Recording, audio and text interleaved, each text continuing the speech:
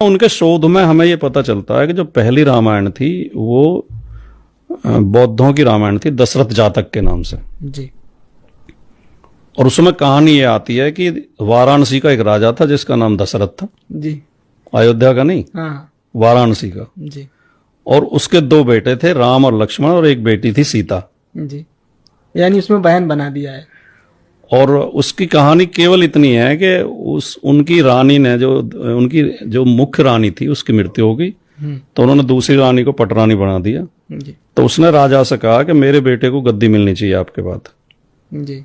तो दशरथ के दिमाग में आया कि ये गद्दी के लिए मेरे बेटे राम को मरवा भी सकती है। जी।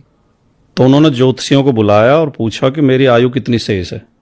उन्होंने कहा आपकी आयु 12 वर्ष शेष है। जी। तो उन्होंने राम से कहा कि तुम और लक्ष्मण दोनों हिमालय पे चले जाओ, जी। वनवास नहीं, जी, हिमालय, जी। और 12 साल बाद आके राजगद्दी पे बैठ जाना। जी। तो वो दोनों चले गए हाँ। और सीता भी उनके साथ चली गई। जी।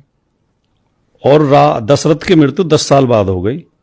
तो फिर उन्होंने जो मंत्री थे उनके, वो उन्हें लेने गए। तो राम ने ये कहा कि मेरे पिता ने मुझे 12 साल के लिए आदेश दिया था, मैं 12 साल बाद ही आऊंगा। जी।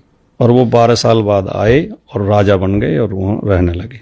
जी। यहीं तक कहानी है उसमें ना रावण है ना हनुमान है।